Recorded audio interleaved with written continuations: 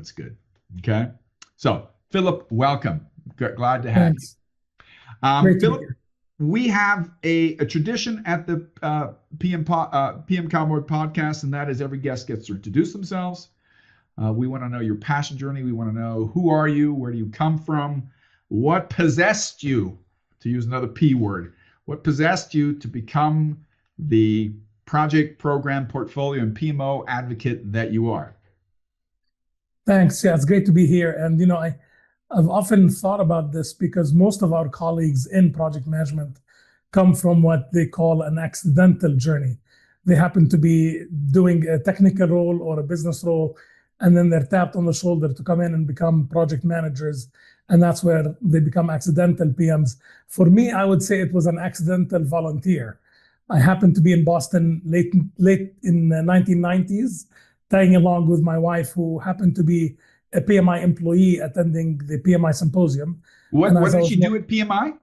She was the SIG coordinator. The SIGs were special interest groups. Yeah, exactly. Yeah. So they were topical in nature and focused on different domains within project management, which is something that's interestingly enough coming back into the strategy of PMI, focusing on PMI Next. As it should.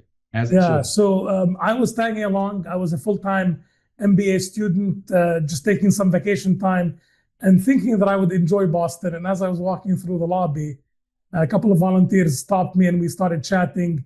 And I thought, well, maybe this could be an interesting career path. These guys aren't too bad, right? Exactly. So that's how I got my introduction into PMI, signed up as a volunteer, started the student chapter at Thunderbird in Phoenix.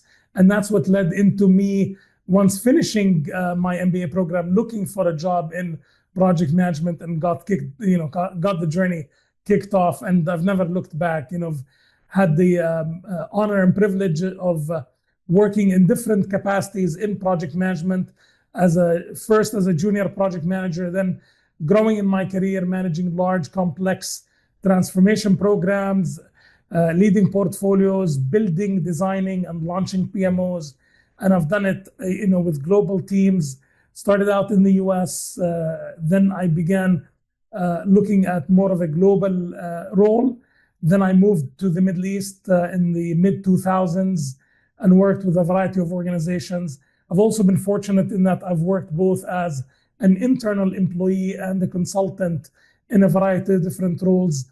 A lot of the focus has been around business transformation, technology enablement, and the full gamut of building capability in organizations, leading teams, and changing cultures. And I've done it also with small, medium, and large organizations, as small as a company of 2 and as large as IBM with, at the time, 350,000. And IBM is one of the companies you work for, right? It is indeed. Yeah, I worked for them in the US right before I wrapped up my engagement. Then I moved to the region in the Middle East and worked in consulting as well with Booz Allen here in the region for a few years. And my latest assignment was with COP28 here in the UAE. This is the Global Climate Action Summit that included approximately 120 global leaders and over 100,000 climate action participants. And I was the chief operating officer for the event that was held in 2023. So it was quite an exciting event as a capstone in terms of bringing together everything that I'd learned in project management and applying it in the context of a mega event and operation as well. That was a quick run through. People who speed through their CV do that usually because they think that nobody wants to hear it, but we do want to hear it. So I'm going to ask you some questions about your background. Absolutely. What did you do before your MBA? So I graduated college with a degree in business administration, and I got into a management training program. Where did you go to college originally? Birmingham, Alabama, at a school called Birmingham Southern. Yeah, so that I grew, a little bit of background. I grew up in Amman, Jordan, and when I was in high school, we met some people who eventually became friends. They came to Jordan, and they had an opportunity to interact with my parents, and my parents mentioned to them, I'm interested in going to school in the US. It turned out that they were professors at the university that I ended up going. So that was the connection. So they introduced us to Birmingham and to Birmingham Southern, and that started the journey for me. Did you do any work before you did your MBA, or did you go directly onto your MBA? I worked for about 2 years before the MBA, but it was one of those jobs where I knew it was really what pushed me into doing the MBA program, because it was retail management. Like many young professionals who would just graduate college, you either love it or hate it. I did not fit in the love it category. Yeah. I wanted to do something different, and the MBA program provided that bridge to finding something else. The reason I'm asking you these questions is because you said something which is very, very powerful, and I want to kind of entertain it with you, because the background of a lot of project managers of our generation is that we also do a business administration degree, sometimes an IT.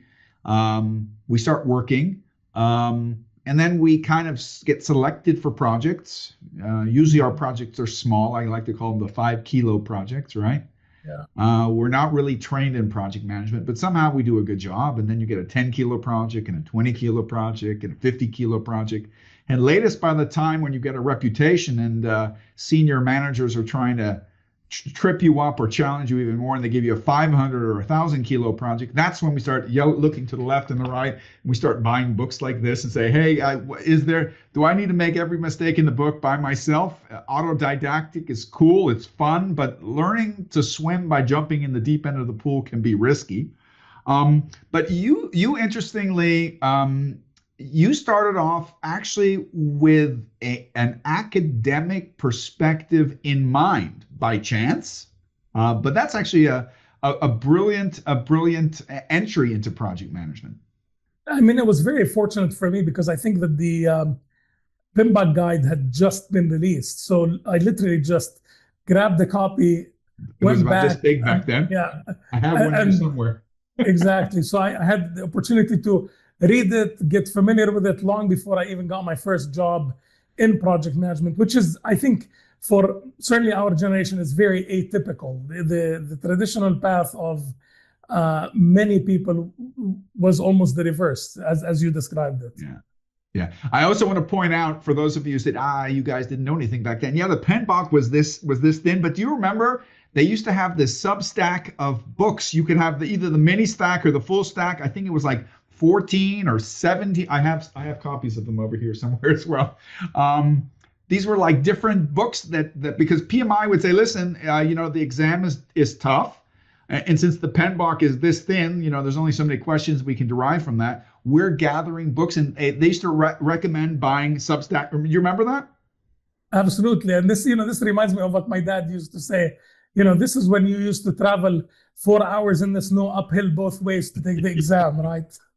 Yeah.